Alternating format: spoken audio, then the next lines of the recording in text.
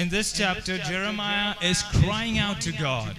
ये किताब में जरिमिया परमेश्वर के सामने दुहाई दे रहे हैं। He complains that he prophesies, but nobody listens. वो परमेश्वर के सामने दुहाई दे रहे हैं कि मैंने प्रोफेसी की है मगर कोई भी सुनने को तैयार नहीं है। Instead, people hate him. इसकी बजाय लोग उनसे नफरत कर रहे हैं। They mock him. उसका मजाक उड़ा रहे They हैं। persecute him. उस पे अत्याचार कर रहे They हैं। are trying to kill him वो उसे मारने की कोशिश कर रहे so हैं many times. और ऐसा बहुत बार हुआ है But every time God saved him. और हर बार परमेश्वर उन्हें बचाते हैं। Now the difference between Jeremiah and today's servants of God जो फर्क है जरिमिया में और आज के सेवकों में है is that Jeremiah would preach, would work, and he would show his dedication with his hard work and labor. जो जेरेमिया थे वो बहुत ही मेहनत करते थे, हार्ड वर्क करते थे और But he never received the fruit of his labor. मगर वो अपनी मेहनत का फल नहीं खा पाए कभी। Not a single soul listened to Jeremiah. एक भी रूह ने कभी जेरेमिया नबी की बात नहीं सुनी। None repented. किसी ने भी पश्चाताप नहीं किया। And because of that, Israel fell. और इस कारण इजरायली गिर गए। Israel was destroyed.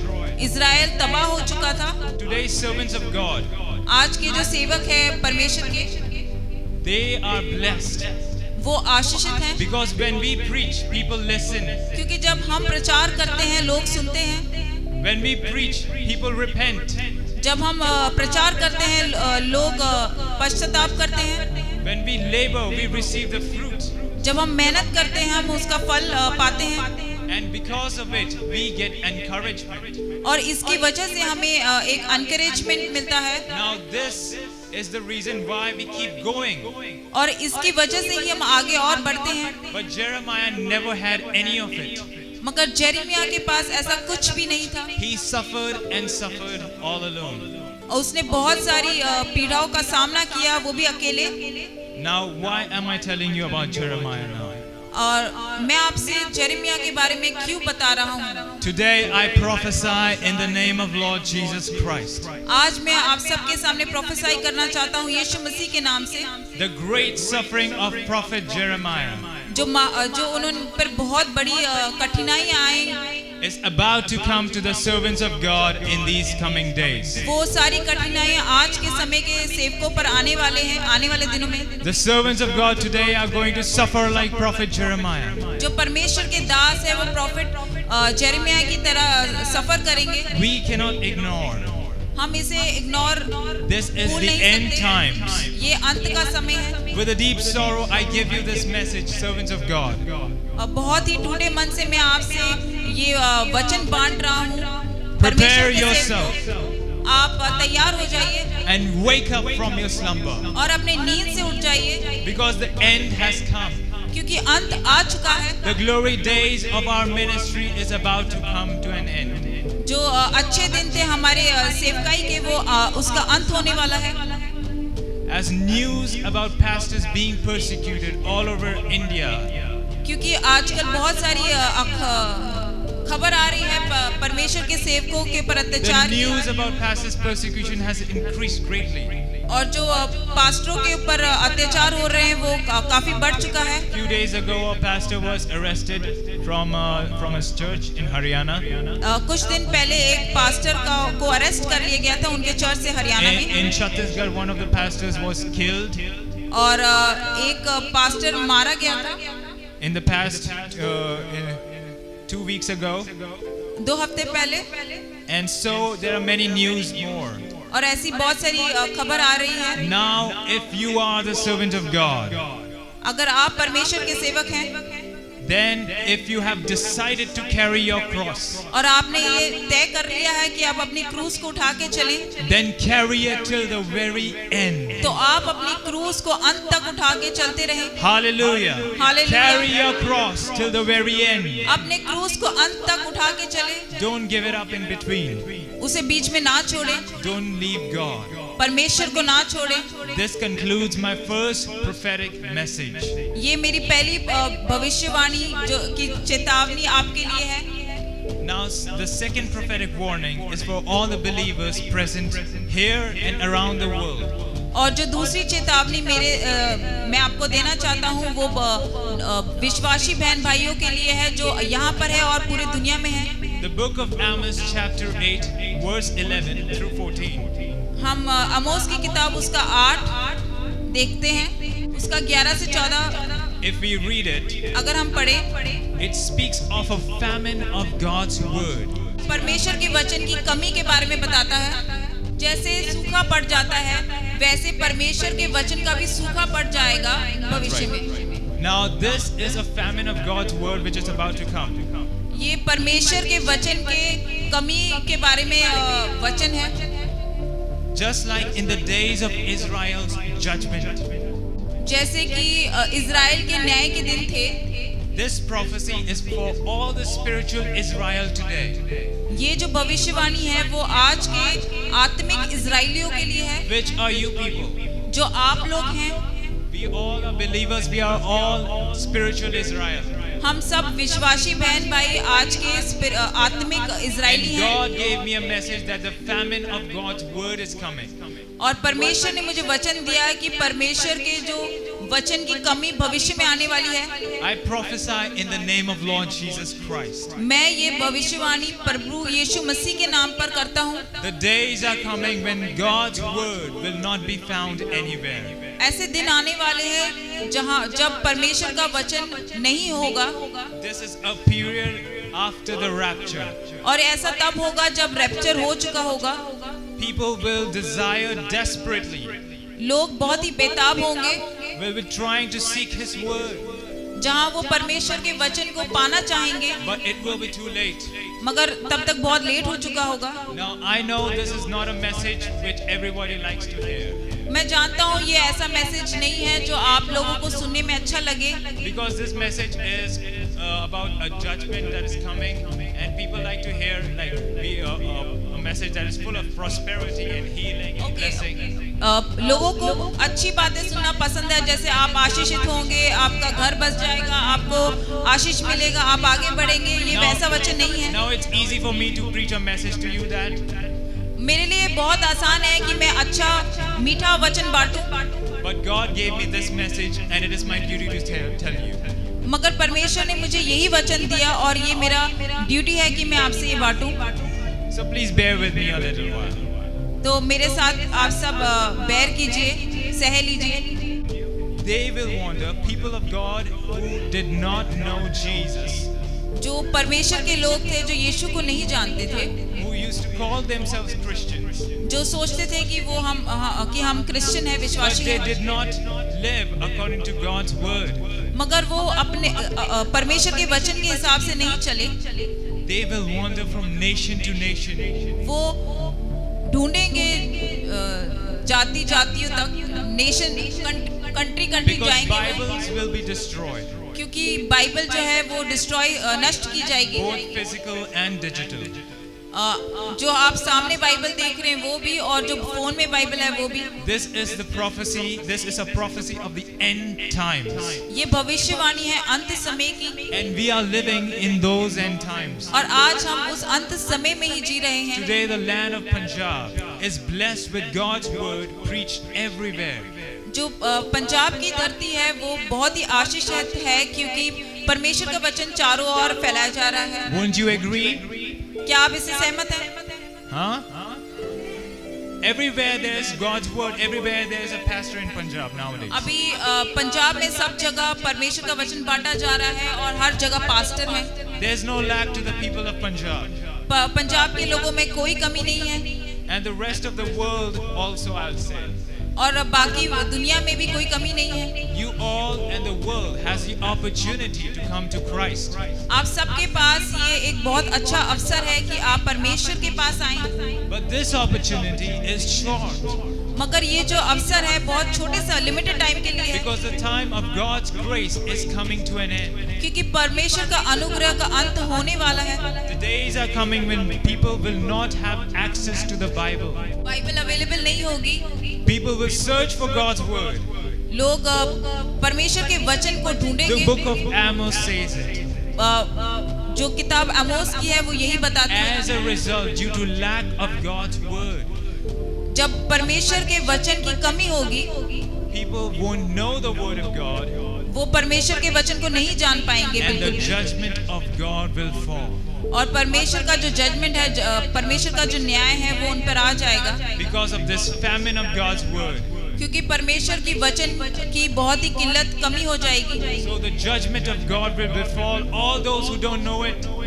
और उन सब पे ये जजमेंट परमेश्वर का आएगा जो परमेश्वर के वचन को नहीं जानते। The book of Amos mentions it in chapter 9. और अमोस की किताब उसकी 9 में ये लिखा है That everyone will suffer the wrath of God और हर एक परमेश्वर के क्रोध को सहेगा for rejecting His Son, Lord Jesus. जिन्होंने उसके बेटे यीशु मसीह को नकारा है। Now this is a negative thing to say, और ये बहुत ही नेगेटिव बात है बोलने के but लिए, it is truth. मगर ये सच है। Lord Jesus came for you and me, यीशु मसीह आपके लिए और मेरे लिए आए हैं and you have to accept Him.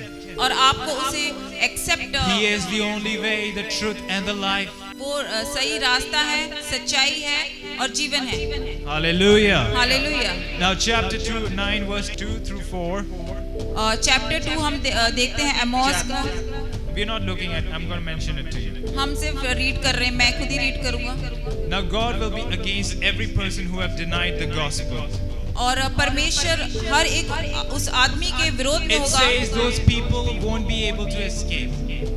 हर एक उस आदमी के विरोध में होगा जिन्होंने परमेश्वर के वचन को नहीं अपनाया है, And they won't be able to escape. और वो इससे नहीं बच सकते। Even if you hide in the depths of the earth. अगर आप धरती के गहराइयों में भी छुप जाएं, It says the wrath of God will get them. परमेश्वर का जो क्रोध है If वो you उसे पा लेगा। hide, if you hide in the mountains, अगर आप पहाड़ों में भी छुप जाएं, it says the wrath of God will get them. ऐसे बोलते हैं कि परमेश्वर का जो गुस्सा है वो उन्हें फिर भी पकड़ लेगा। Even if you take shelter among your enemies, अगर आप अपने विरोधियों के घर भी the पहुंच Bible जाएं, says the wrath of God will be upon them. Bible कहती है कि परमेश्वर का क्रोध आप पर होगा। You don't want to suffer the wrath of God. आप नहीं चाहते कि परमेश्वर के क्रोध के शिकार बने। We are living in a blessed time of grace, हम एक आशीषित समय में जी रहे हैं जिस पे अनुग्रह है, and we have to accept Jesus right now. और हमें यीशु मसीह को आज अभी एक्सेप्ट करना There is कबूलना no पड़ेगा। tomorrow. कल नहीं है, There is no tomorrow to receive salvation. कल नहीं है उद्धार पाने के लिए। If you think like that tomorrow, the devil will put something in your heart. अगर आप सोचेंगे मैं कल कर लूंगा, शैतान आपके मन में कुछ डाल देगा, He'll harden your heart, वो आपके दिलों को कठोर कर देगा, and then you won't be able to give your life to Jesus. और फिर आप यीशु मसीह को अपना जीवन नहीं दे पाएंगे। Now the God who is the all-consuming fire, जो परमेश्वर है, जो एक अनंत आग है, the creator of all things, जो हर एक चीज का रचयिता है, the God who melts the earth, वो परमेश्वर जो अर्थ को पिघला सकता है, धरती who को पिघला causes सकता है, volcanoes to erupt, जो वोल्केनो को के अंदर से आग निकालता है, वोल्केनोस, लावा, ज्वालामुखी के अंदर से जो आग निकालता है। Okay. Now the God who causes volcanoes to erupt, the God who causes floods and tsunamis to occur, जो परमेश्वर फ्लड और सुनामी जैसी भयंकर चीजें लाता है धरती पर, the God who has the complete control over all the earth, वो परमेश्वर जिसके पास कंप्लीट कंट्रोल है पूरे धरती पर, He is coming to judge. वो आ रहे हैं न्याय करने, He's coming to judge the earth, वो आ रहे हैं धरती पर न्याय करने, to judge the sins of the people. वो हमारे पापों का न्याय करने आ रहे हैं। Listen to me carefully, people of God. परमेश्वर के लोग मुझे ध्यान से सुने। Today you have the chance to receive salvation. आज आपके पास मौका है उद्धार पाने के लिए। Come to Christ while the Holy Spirit is calling you. आज आप यीशु मसीह के पास आ जाइए जब यीशु मसीह आपको बुला रहे हैं। Today the Bible is being preached, आज बाइबल का प्रचार किया जा रहा है, but tomorrow it won't be. मगर कल ऐसा नहीं होगा। I'm not speaking literally tomorrow, but the days are coming. मैं ऐसा नहीं कह रहा हूँ कि कल ही ऐसा हो जाएगा, मगर ऐसे दिन आने वाले हैं। Christianity has declined. जो क्रिश्चियन लोग हैं वो कम होते जा रहे In हैं। the US, अमेरिका में, in the UK, इंग्लैंड में, in the Europe, यूरोपियन देशों में, if you read the articles, अगर आप न्यूज़ चैनल सुनते हैं, Christianity is coming to a decline. Christian लोगों की कमी कम होते जा रहे There हैं। will be a falling away. ऐसे दिन आने वाले हैं जब क्रिश्चियन धर्म को लोग ठुकरा देंगे। Now Christianity has seen an increased hate. और जो विश्वासियों की तरफ प्रति काफी हेट्रेड है, नफरत है। The book of Amos is a prophetic book. जो आमोस की किताब है, एक भविष्यवाणियों की किताब है। And it is coming to life in these days. ये अभी से ही रियलिटी में बदल The रहा है। prophecies are being manifested. जो प्रोफेसी लिखी हुई हैं वो पूरी हो रही हैं। All right, so you don't know what tomorrow brings. सो आप लोग नहीं जानते कि कल क्या ला रहा है। You have no certainty you're going to live or die. आप नहीं जानते कि आप जीवित रहेंगे कि मौत हो जाएगी। People have accidents every now and then. हर समय एक्सीडेंट होते रहते हैं। People have diseases. बहुत सारी बीमारियां आ जाती You हैं। need to be under God's shelter. आप सबको परमेश्वर के छत के नीचे होना जरूरी है। You have to be under the blood of Lord Jesus Christ. आपको परमेश्वर यीशु मसीह के लहू के नीचे होना जरूरी है। Because now the time has come for his rapture. क्योंकि समय आ चुका है उसके रैप्चर का। The rapture of the bride of God, परमेश्वर की दुल्हन का rapture, which is the church. जो कि कलीसिया है, चर्च है। It's not a single person. ये एक लौता व्यक्ति नहीं है। The church is the bride of God. जो चर्च है, कलीसिया है, वो परमेश्वर की People who दुल्हन है। live for Lord Jesus. वो ये मैं उन लोगों की बात कर रहा हूँ जो यीशु मसीह के लिए जीते हैं। People who follow the word of God. ऐसे लोग जो परमेश्वर के वचन पे चलते हैं, Those people will be known as his bride. वही लोग यीशु मसीह की दुल्हन कहलाई जाएगी। Hallelujah. Hallelujah. Now this message of warning for you all is not easy for me to preach. ये जो मैं आपको मैसेज दे रहा हूँ मेरे लिए आसान नहीं है प्रचार करना, Because this is not what I expected. क्योंकि मैंने इसकी उम्मीद नहीं की थी। God gave me this message and he also gave me a vision. परमेश्वर ने मुझे ये मैसेज दिया और उन्होंने मुझे एक विजन भी दिया। 16th February 16 February of this year, इसी साल में God gave me a dream. उन्होंने परमेश्वर ने मुझे एक सपना दिखाया। Everywhere there's huge crowds. और हर जगह बहुत भीड़ है। Christians were not accepted. और मैंने देखा कि जो क्रिश्चियन भाई बहन है वो उन्हें कबूला नहीं जा रहा। Christians are roaming from house to houses also. और जो क्रिश्चियन लोग हैं वो घर से घर भाग रहे हैं। Likewise, the other Christians, nobody were accepting them. और वैसे ही और जितने भी भाई बहन थे उन्हें भी कोई कबूल नहीं रहा था। Now this dream, I tried to get the meaning of this dream. मैंने कोशिश की इस सपने का मतलब जानने की। And the Holy Spirit gave me an interpretation. और होली स्पिरिट पवित्र आत्मा ने मुझे समझाया। This dream is about the time after the rapture. ये जो सपना है ये उस समय के बारे में है जो रैप्चर के बाद होगा। So people of God, परमेश्वर के लोग, with a stern warning, मैं आपको एक बहुत ही स्ट्रॉन्ग वार्निंग दे रहा हूँ। wake up. उठ जाइए। Wake up